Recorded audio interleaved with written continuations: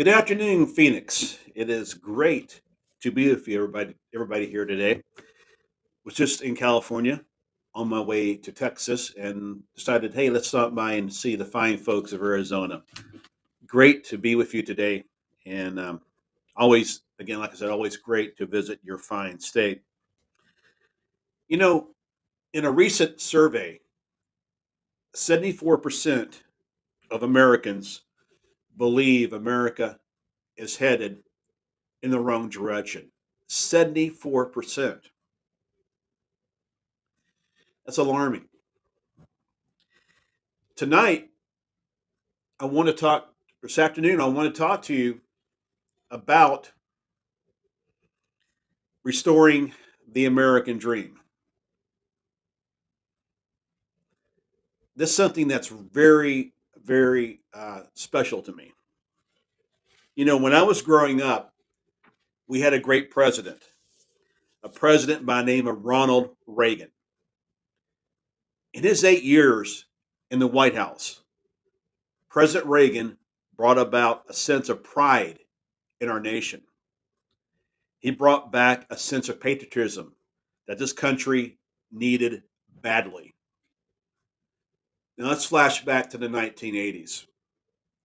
The nation at that time had high unemployment, high gas prices, the Iranian hostage situation. Now just think about that. We're seeing some of those same headlines today. Same headlines. We have unemployment that's not as high as it was going down, but here's the thing, it's projected to go higher. We have high gas prices that are starting to go down, but not to where they need to be. And we have tensions with a foreign country, the situation in Ukraine right now, and situation with Russia. So a lot of this is where we were back in the 1980s. My friends, what this nation needs is another Ronald Reagan. During the last year, many people have called me a 2000s version of Ronald Reagan. And while I'm flattered by the comparison, and President Reagan and I share many of the same beliefs, there is only one Ronald Reagan. President Reagan often talked about patriotism. He felt it was important, as well as I do. A rebirth of our nation's patriotism starts in our schools. It starts in our classrooms. Our schools must return the pledge and prayer to our schools as soon as possible. It's for this step that builds the basis of patriotism and pride in our nation. You know, just a couple of days ago, there was an event that celebrated around the country called See You at the Polls. And this is where school kids of all ages, sometimes fourth and fifth graders, will lead a prayer service at the flagpole at their school or assembly area. That's where the patriotism starts in our nation's schools. You know, when I was in high school, I had a government teacher who instilled a sense of patriotism in me. He taught you to believe in your government. And while he was from a different party, he never once pushed his agenda on his students. His name was Bill Hickey, a man I admire very much, and a man that not only inspired me to pursue public service, but also the mayor of my hometown in Texas. We're both products of the same civics teacher. The nation Our nation needs more Bill Hickeys. We must elect leaders who do not endorse or support critical race theory. We must elect leaders that are against the liberal, progressive agenda of the Democratic Party. You know, one of my favorite TV shows is West Wing. Remember that show from about 20 years ago? In that show, we all remember Rob Lowe. Rob Lowe plays senior advisor to the president, Sam Seymour. In one episode, Rob, or Sam, talks about education. And here's a direct quote: "Education is a silver bullet. Education is everything. We don't need little changes. We need gigantic, monumental changes. Schools should be palaces. Competition for the best teachers should be fierce. They should be making six-figure salaries. Schools should be incredibly expensive for government and absolutely free of charge to its citizens, just like national defense." Think about that quote, just like national defense. Now, we don't think about it.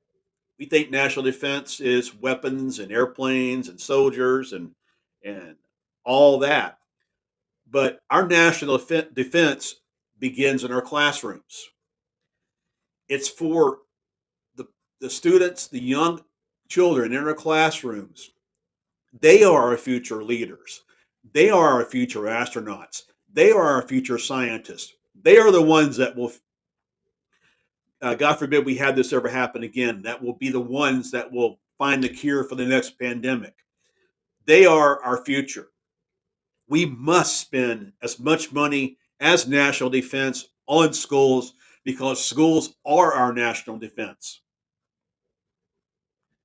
The Democratic Party of President Bartlett, it's nothing like the Democratic Party of today.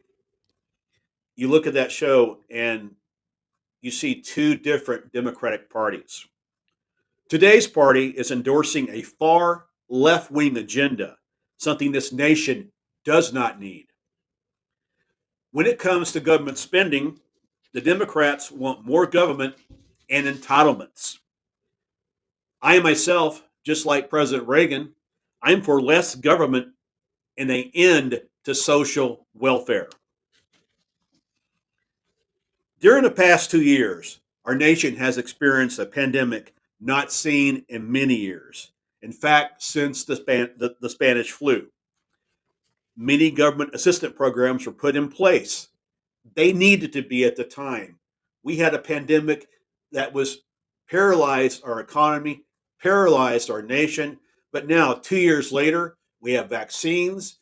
We have a better understanding of the pandemic, and the COVID numbers are decreasing. The number of infections are decreasing.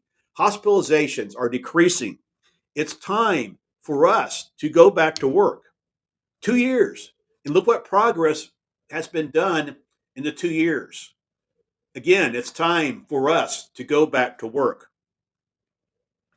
Just the other day, I stopped by a local restaurant back home in Texas. As I went to open the door was locked. The sign simply said, "Closed for 1 hour due to staffing shortage."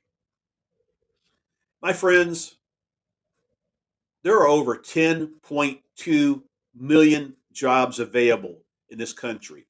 10.2 million. It is time for everyone who is able to go back to work. It is time to get off unemployment. It is time to get off social welfare, and it's time to earn a paycheck. Our schools are still rebounding from the pandemic. The latest information available shows a drop in scores on the benchmark test. And the first round of this year's benchmark tests have just been completed. You know, we learned during the pandemic that remote learning while valuable during the early days of the pandemic, does not have a place in today's classroom. You can see by these drops of the benchmark test, they were due to online learning. Again, it was something we had to do in the beginning. It's something we don't have to do now. The polarization we are seeing in our nation because of the pandemic, it must stop. We must learn to respect each other once again and each other's opinion. We become so divided in our nation, so divided, and it's sad. Hatred has increased across our country. It is time for this to stop. My friends, in our nation's 245-year history, we have accomplished great things during national crisis. Mankind's greatest achievement was accomplished during the Vietnam War, the Apollo moon landing. We can once again achieve great goals now with being in an endemic part of the pandemic and being divided but coming together, but only if we come together as one. Let's start respecting one another. Let's reach out to our brothers and sisters and shake their hands. There's not enough of that going on in our country now. Let's once again become that nation that President Reagan talked about so often. We can do this if we come together, if we only come together as one. Like I said, the hatred, the polarization, that's got to stop. Let's start respecting one another. Let's reach out to our brothers and sisters, again, like I mentioned, and shake their hands. Get over the fear, get over the hatred. We're all one in this country. We're we're different, but we are all one. My fellow Texan Tom Lee once said, live on the east side of the mountain.